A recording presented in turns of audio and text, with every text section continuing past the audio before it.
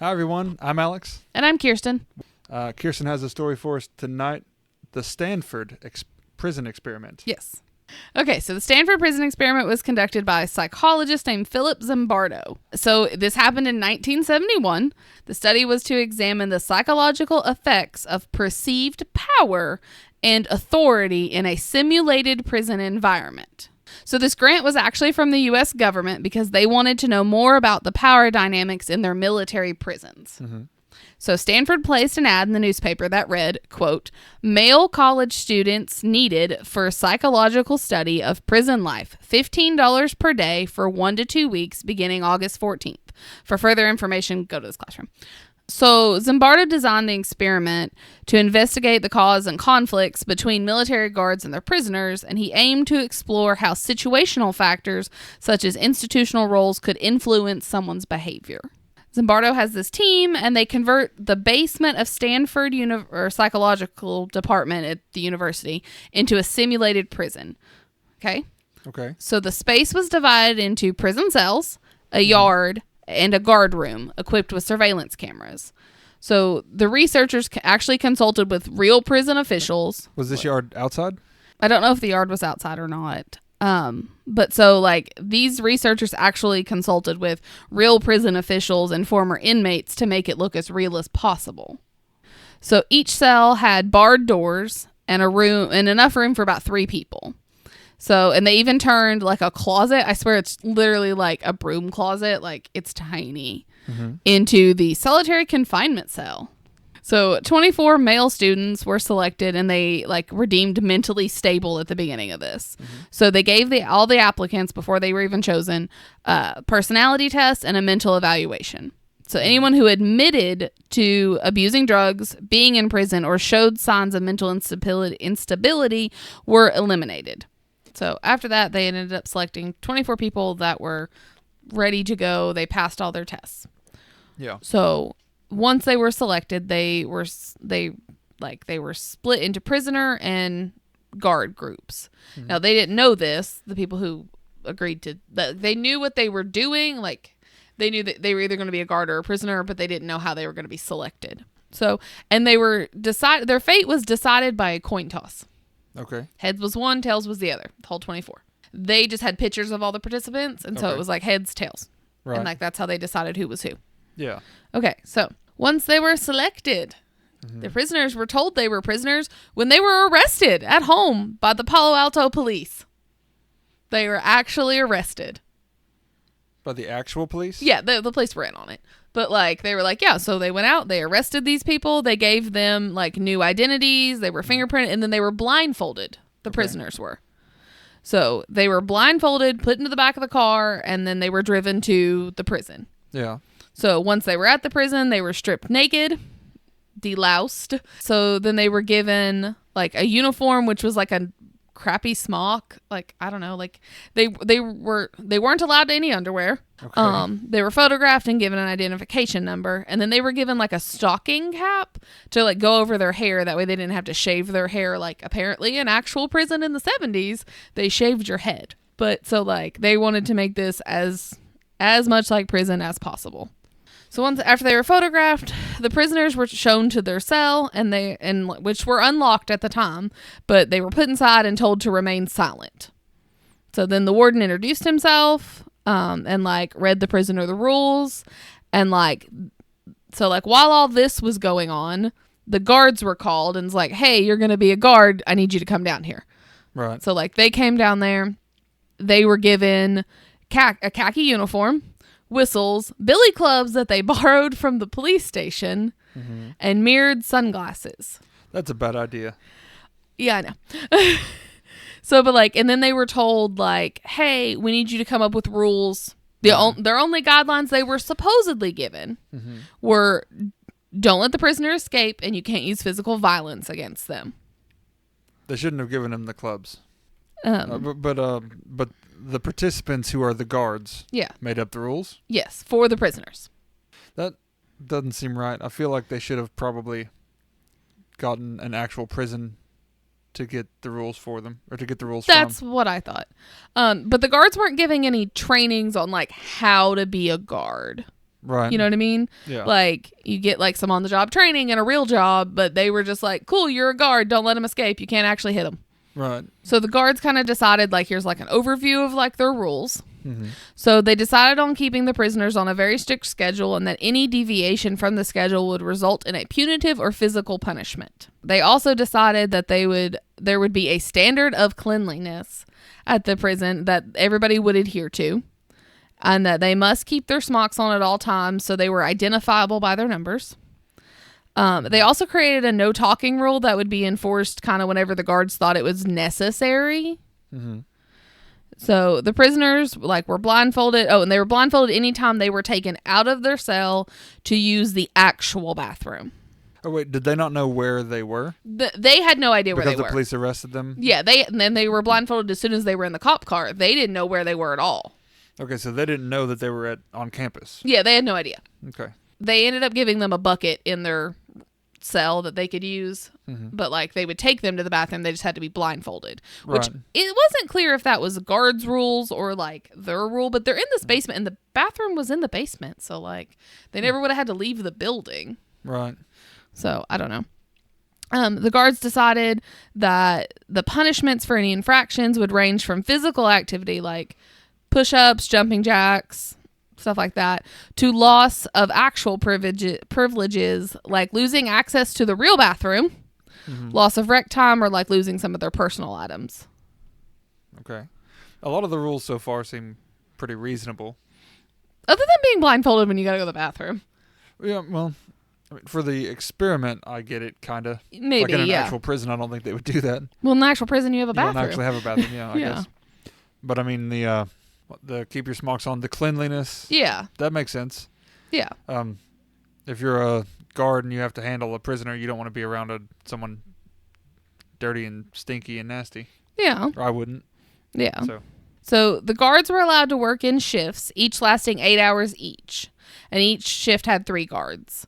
And then when the shift was over, they were allowed to go home. They were asked to stay like on call in case they were needed, but they got to leave. And like, which is very different from the prisoners because they didn't get a break. You know, they were prisoners and this was their home. Right. So the first night that this happened, so they all get arrested, everything goes over, they get told the rules the very first night. The night shift guards decide that at 2:30 a.m. they were going to wake up prisoners for a head count. Why? They got to rule. They ran this whole show. They didn't have to explain their reasoning to anybody. Okay.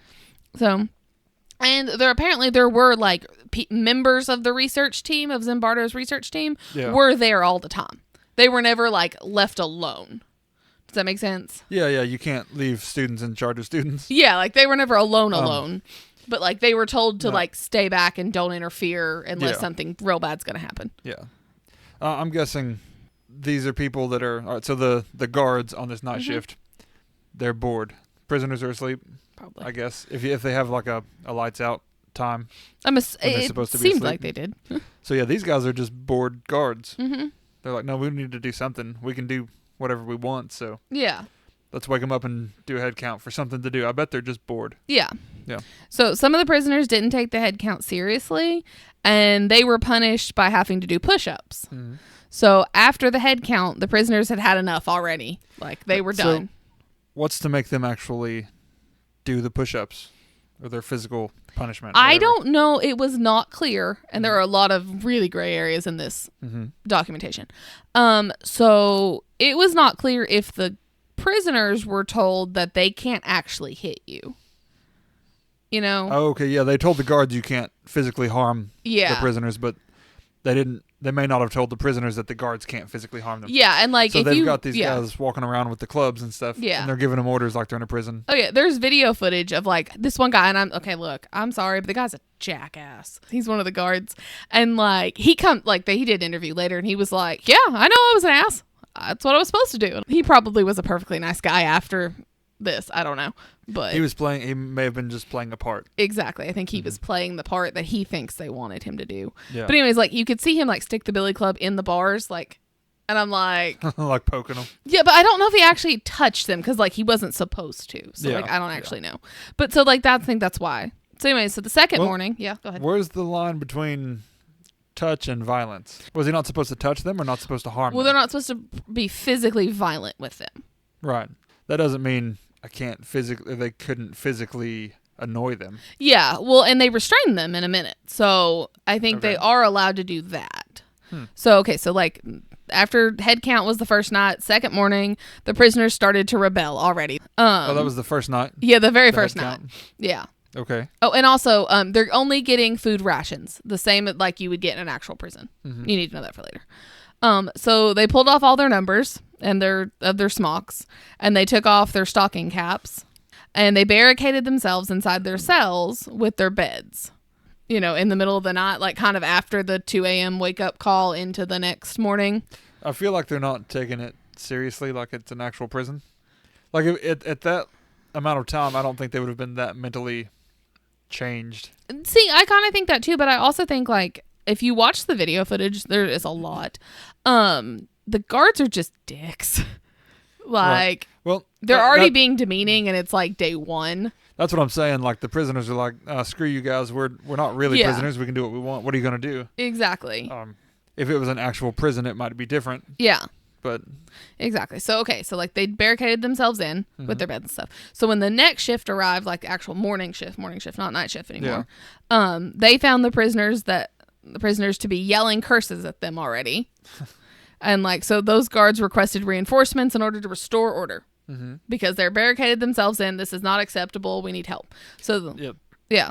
Night shift screwed those guys. Yeah, so they brought in all the off-duty guards, like all the ones that were on call, and then the night shift offered to stay and help and do like extra duty to like get everything figured out. Mm-hmm. So like this was only the second day, and like it already seemed to be going downhill kind of fast. Right. Like, how long was it supposed to last? So initially? 1 to 2 weeks was the ad. Mm-hmm. So Zimbardo kind of hoped it'd last about 2 weeks. Yeah. But we're already on day 2, and this is not going well. So in order to get the prisoners like away from their cell doors and get them to like so they could get them opened, so like the guards used fire extinguishers to get them open, and like it looks like they're just spraying the people inside with the fire extinguisher stuff. So I'm like, that doesn't seem safe, but okay. So after they got them like away from the door, the guards would rush in the cell, and then like they stripped the prisoners naked. And then they like took them to solitary confinement. Like while one guard was standing outside solitary confinement, the other guards were back in that prisoner's cell, removing all the beds from the cell. They're taking the beds out. They're going to strip the cell down and... So they had nothing to sleep on but the floor, and they were naked. Right. Like they didn't get their clothes back. So they're cold, probably. Yeah. When is this taking place? It doesn't say, but it does kind of. Like it says to start in like August. So... It's still warm, but like you're in a basement, and they're always. It's kind of cold. Yeah. You know. So once the guards got the prisoners under control, the guards decided that they needed a plan, so not all the guards had to stay on duty. So the guards decided that their one cell would be called the privileged cell, where only well-behaved prisoners would get to be in that cell, and they would get their clothes back and their bed back, and then they would get to have like special meals. Okay. Positive reinforcement. Kind of, yeah. If you act the way we tell you to, you can have rewards. You can have basic human needs. Well, yeah, but that's a reward when the alternative is no clothes, no bed, no nothing. Exactly. So, and then they started, like, the other prisoners were deprived of, like, all those things. Like, they didn't get their bed, their clothes, or anything. And then, like, they wouldn't also give them their food rations either. That's unethical. Exactly. And then that's... I don't know about this experiment, but I'm pretty sure in an actual prison that's probably illegal. Yeah, they can't not feed. You have to give them the food. They don't have to eat it, but you do have to give it to them. Yeah. You have to at least provide it. Exactly. So then the guards decided to move the prisoners every few hours with the idea that it would cause confusion and distrust among the inmates. Move them where? Around there's 3 cells. Mm-hmm. So like they would just kind of like move different prisoners out into different cells, and like somebody was always going to solitary. And so like, and it worked. Like they stopped like talking to each other. Mm-hmm. Like they were already like, don't talk to me, I'll get in trouble. Like the prisoners were. Wait, why would they get in trouble? I don't know. So after the rebellion, what? Do they have the option to opt out? Technically, no. We get to that point in a minute, but like technically, no. You signed up, you're staying. You signed up, but there has to be like a safe word, I'm out kind of thing. Which was not, here's the thing, this was the 70s, Yeah, that was not a thing. They may not have set that up that way. They did not, But it should be, listen, these people are done with this experiment. Yeah. That is the conclusion. Yeah, exactly. The conclusion is they lasted this long, and this is what happened during that time. So after the rebellion, like, the guards really became more sadistic and made it a point to, like, dehumanize the prisoners. It pissed off the guards, and they were going to teach them a lesson. Exactly, yeah. They were like, oh, no, you how dare you disobey me, basically. Right. They were given a little bit of fake experimental authority. Exactly. And it went straight to their heads. Yeah. They're automatically abusing it. That's concerning. Yeah. How quickly that happened and how extreme it was already. Yeah. Oh, it gets worse. That's concerning because people do these real jobs in real life. Exactly. And people are given authority like that in real life. Yeah. So they started dehumanizing the prisoners by making them, like, call out their identification numbers. Mm-hmm. And, like, literally, like, they had names, but, like, not nope, anymore. Not anymore. You're 1245 or whatever. I don't know what the numbers were. So, and then, like, they decided, like, the guards took away nighttime bathroom access. Okay. And so they were like, nope, you use the bucket in your cell. For nighttime. For nighttime. And then it started to kind of soon to be all the time. Right. Yeah. Well, yeah, the nighttime guards started doing it. They told the daytime guards what they were doing. Like, hey, it's nighttime. Screw it. They can use their little bucket. Yeah. And I guarantee you no college kid pretending to be a guard is going to empty that bucket. And that's what we're getting to. Yeah. So, and I guarantee you the daytime guards hearing about this, they don't want to empty the bucket either. Yeah. And they're like, well, screw it. We don't even have to do it. Mm-hmm. They're getting lazy. Yeah. So soon, the next sentence is, soon the guards stopped emptying the buckets. Mm-hmm. And so when they asked, okay, the researchers were like, okay, we need to know why you won't empty the buckets. Like, you all are making them use the buckets. Why won't you empty them? Probably because it's disgusting and we don't want to. Well, no, they reasoned that the bad smell was another punishment for all their bad behavior that they had done. Now, Zimbardo says that the guards got frequent reminders from the staff. However, the guards kept growing increasingly aggressive towards the prisoners. Mm-hmm. Like, they apparently got frequent reminders that, like, now this is just an experiment. Mm-hmm. You know, they didn't actually do whatever they were charged with. They're on a power trip. Exactly. Now the guards said they never got another reminder. So the most disturbing behavior happened, like, when the researchers, like, weren't paying attention. Mm-hmm. And, like, which was extremely frustrating to the prisoners because they were like, no, like, they're hitting us or they're doing whatever. Uh-huh. And, like, oh, well, the researcher didn't see it. Is this confirmed? Multiple people have said, yeah. Multiple accounts? Yeah. From guards and prisoners have said this happened? Yeah, kind of. Yeah. The guards are more skirting crap when you listen to them. So now the guards have realized... Don't get caught. Their bosses aren't looking sometimes. Yeah. Yeah. They want to do these things. Yeah, kind of. So the prisoners started to grow, like, increasingly submissive, like, really fast. It had only been 36 hours. Right. Like, all of these are people these are just college kids. They haven't actually done a crime. Exactly. And now they're being tortured. Pretty much, yeah. And they'll just do whatever to make it stop. Yeah. Mm-hmm. So prisoner Doug Corpy began, like, suffering from what was described as in the notes: acute emotional disturbance, disorganized thinking, uncontrollable crying, and rage. The guards took this opportunity to try to make him be a snitch. Like, this guy's going through some shit, and, like, you're like, oh, I'm gonna extort you even farther. I've already broken you, right? Basically. Now, you know what would be interesting? Yeah. What would the prisoners do mm-hmm. if they swapped guards and prisoners halfway through? Yeah. The guards would get so much more than the prisoners did. Oh, absolutely. Because you guys treated us. Oh, there's so one bad. of them. Okay, so, like, the picture I'm going to show you in a minute mm-hmm. of one of the guards. He's the main one that everybody was like, he's so sadistic, he's so mm-hmm. mean. Like, he comes out later, is like, I was just giving them what they wanted. No, that's bullshit.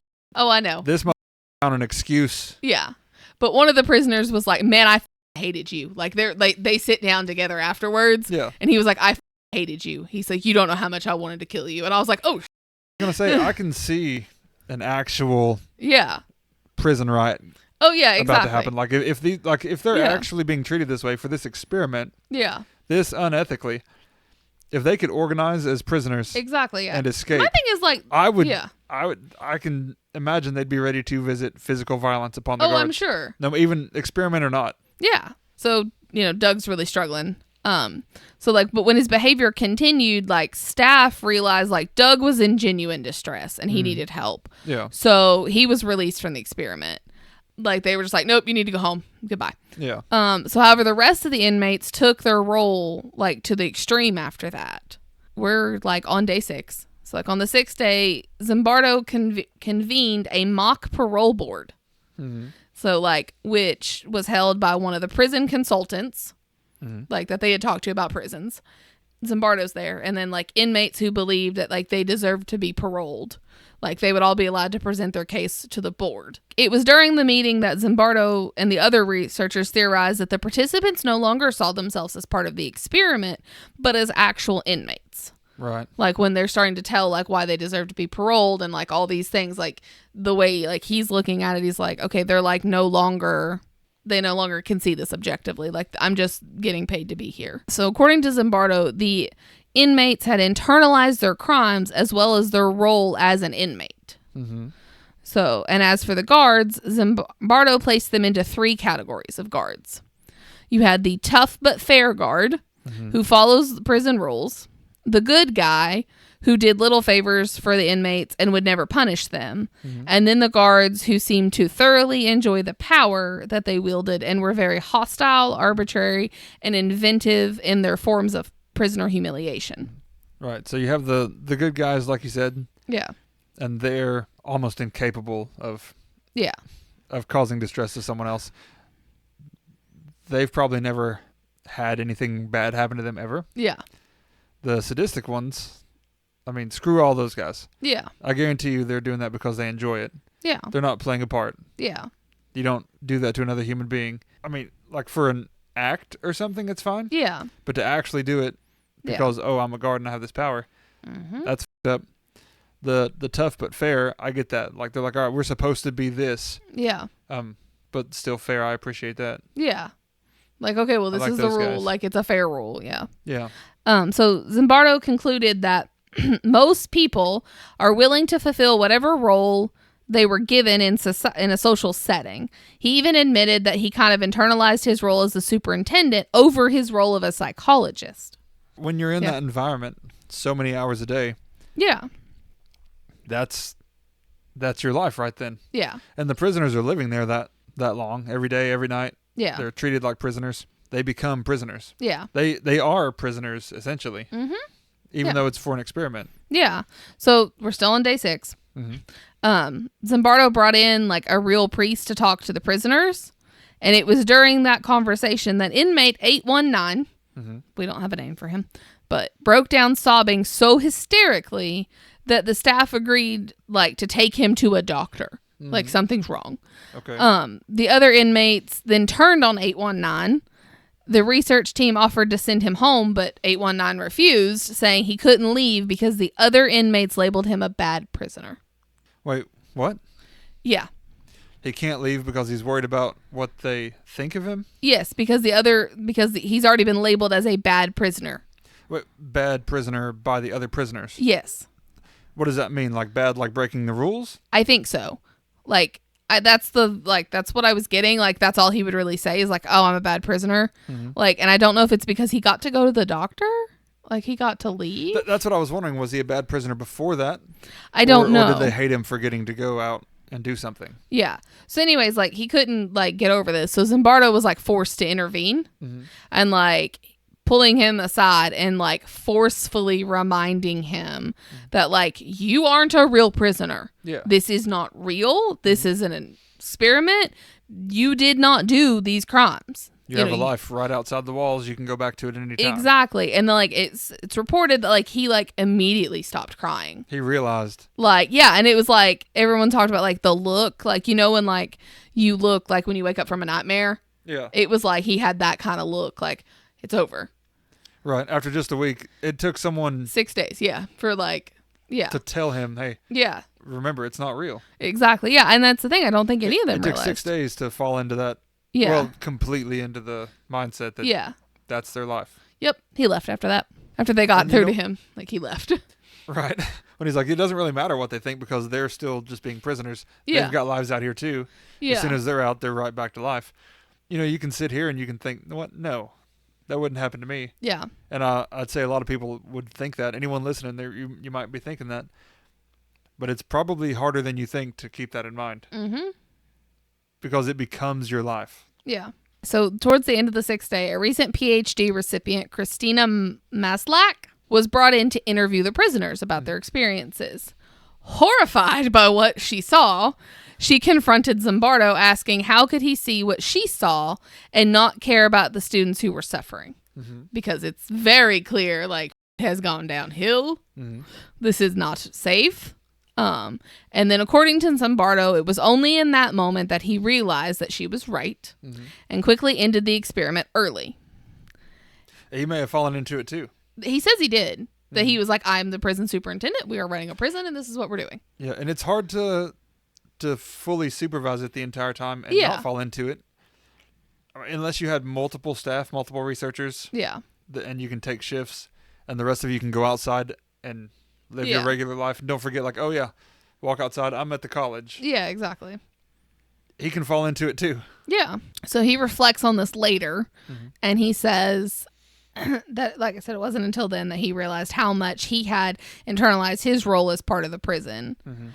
The results of the study are still extremely controversial, and many state that the guards were guided by Zimbardo, like what he actually wanted. He wanted to prove that everybody could be cruel if you given the chance.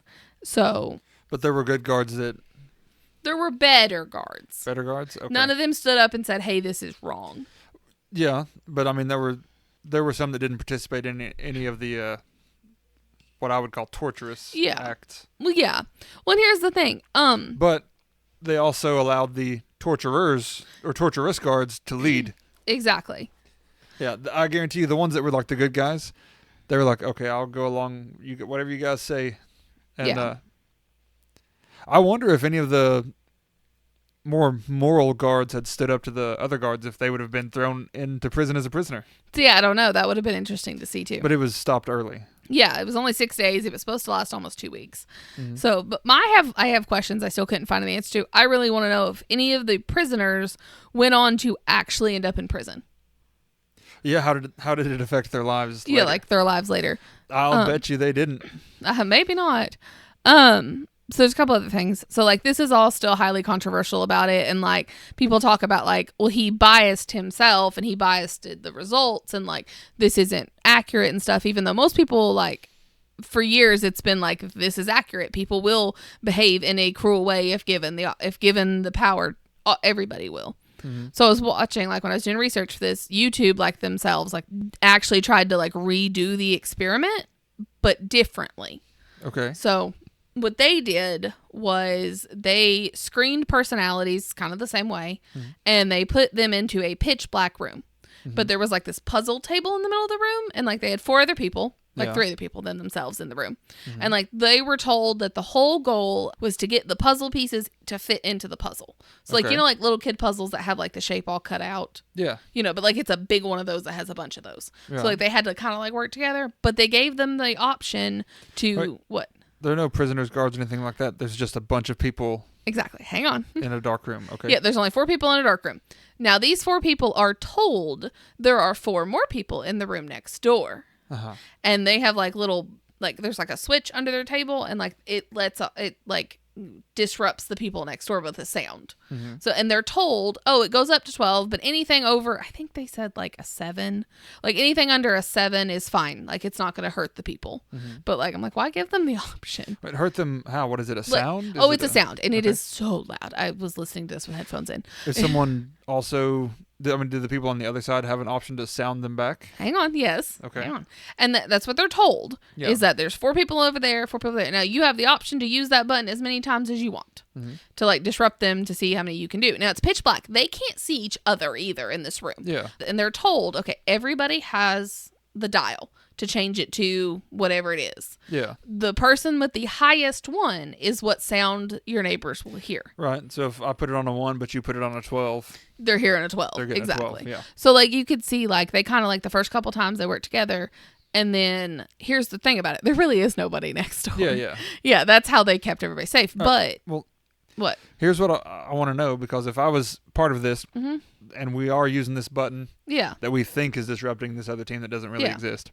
If we're not hearing sounds back, They are. All right, they are? Like, they're the people conducting the experiment are like watching them with night vision, and they have their own buzzer into that room too. Yeah. And they're told that, like, hey, they can buzz you back. And so, like, at first, like, yeah, no, that's what I was gonna say. I would get suspicious if we're buzzing the other room and they're not buzzing us back. Yeah. So anyways, there's two, like, they do this like with two different groups of people. Like the first group of people, the one girl goes, well, we could just immediately do it. Mm-hmm. And so, but they put it on like a 1 and do it. And then like a little while later, they get it done back to them. And they do it, like, it was over the course of 2 hours. They did it less than like 40 times. Like it wasn't a lot. And so then they come in and say, okay, next thing, now your goal is to not work on the puzzle anymore. It's just to buzz the people in the next room. Yeah. Which kind of gave them an expectation of you are expected to do this. Mm-hmm. Okay. They still didn't do it really anymore. Right. So they're not even supposed to work the puzzle. They're just supposed to stand in a dark room and push a button. Sit there, talk to each other, press the button, do the thing. Well, I don't know. Like if someone told me that's the goal. Yeah. I don't see why you wouldn't just keep on it. Well, see, that's the thing. They didn't. A lot of them, they just stood there and talked, or they kind of just did whatever, and they would hit the button every now and then when they would remember it. Oh, yeah, we're supposed to do this. Yeah, exactly. But they didn't really want to you could tell they really didn't want to. And so then the second group of people, like that one girl, like you could see, like she did it every time they got buzzed, she would buzz back. Like, hey, screw you guys. Exactly, yeah. She was very much that way. Yeah. But like, we weren't buzzing you. Why'd you buzz us? Exactly, yeah. And like they did it a couple more times than like the other then they got it back and all that. But like they concluded that no, people are not inherently cruel just for the fun of it. Like, yeah, no, here's the thing. So in the guards and the prisoners thing, I really think it doesn't take many guards to be assholes. Yeah. Well, to turn the rest of them. And here's the thing. So you have this one guard, he's a total asshole. Yeah. He pisses the prisoners off. Yeah. The prisoners think, screw all the guards. You guys are assholes. Exactly. And all the guards that maybe weren't going to be assholes are now dealing with prisoners that are... assholes. Right. They're a little hostile towards you, and you haven't done anything to them, but you're on the guard side, and a guard that's not you pissed them off. Exactly. Well, see, and here's my thing. My only problem with like the YouTube-funded experiment that they did was they put all people in a group that none of them had cruel tendencies. Right. Like when you're taking the personality test. Yeah. They didn't have one sadist. Where Zimbardo seemed to not really give a crap about what your thing was. Is like he obviously sorted them because he gave you a personality test. But it wasn't that, all the really compassionate people are prisoners or all the compassionate people are guards. He just kind of seemed to like mix you around. Yeah, where like you'd kind of have to do... You'd have to do multiple experiments. You'd have to redo the prison experiment with all the passionate people as prisoners. And they really... all the jerks as the guards. Yeah. I don't think that would work well. No.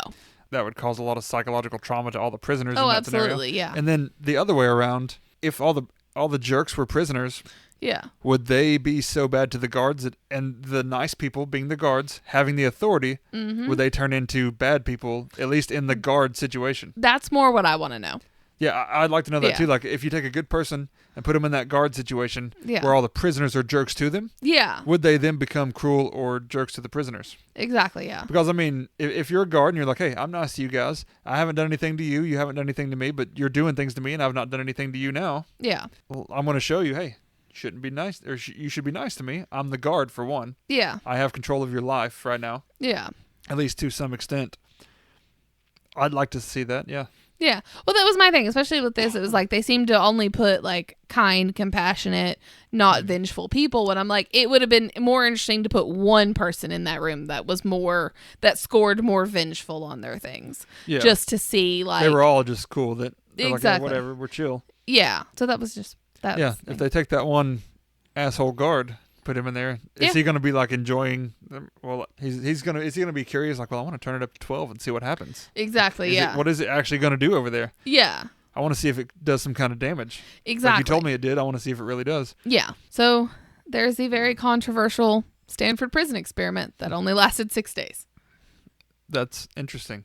Have any laws or anything come about because of things like that? Not that I could find. I do know that like it's still debated ethically, was this ethical or not?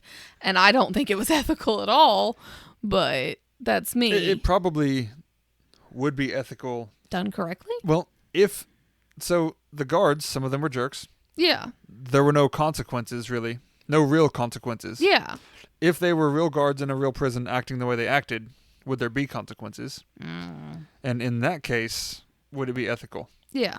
The experiment itself would be ethical if the guards were more tightly controlled with the rules they had to follow. See, what I think they should have done was like asked actual prison guards. Yeah. Like actual prison guards, still give them the same personality test to make sure they're the same personalities that you want. Right. But put them, because they do have the training, they do have all that in there, and see how it would be different. You might be saying the same thing I was thinking right now. I'm not sure if that's how you meant it, but I was going to say, now that you mention it, they have consulting, from a prison. It would have been interesting to get actual guards from the real prison to be guard captains, guard supervisors. Well, yeah, that would have worked. Like like different shifts has one real prison guard as a captain or a squad leader or whatever you want to call it. Yeah. And kind of, would they keep them in line? Yeah. Or would they fall into the cruelty too? Would they be in there thinking, well, this isn't real. I can do whatever I want to these guys. Yeah. It's not like a real prison where I might get in trouble.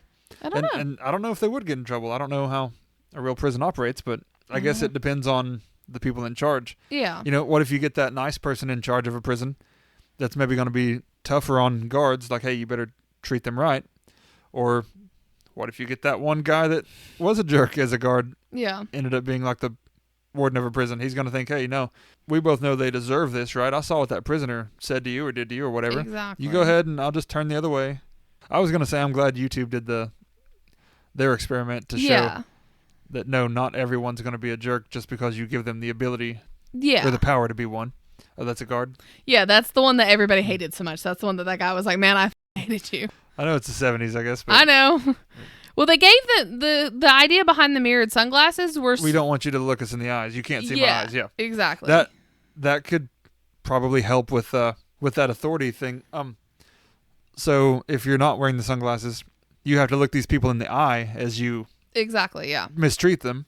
Yeah. And if you're wearing the sunglasses, you're not worried about it. Exactly. Because you think they can't see me. Exactly. And that's where they were brought in prisoners. Yeah. Yeah. But dang, they Bureau of Criminal Identification and Investigation, bang, they knocked it out. Right.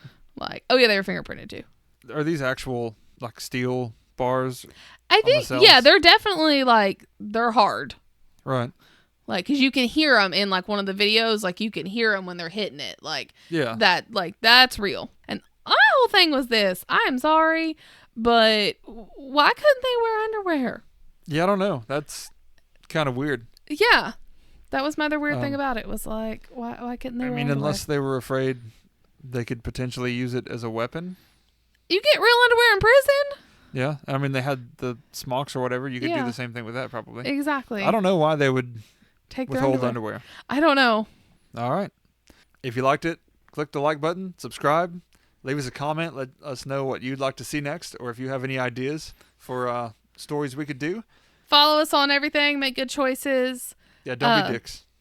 Yeah, don't be dicks to people. Don't forget, if you're listening on Spotify or Apple Podcasts, to go ahead and put on auto downloads, because that helps us a whole bunch. All right, thanks for watching, everyone.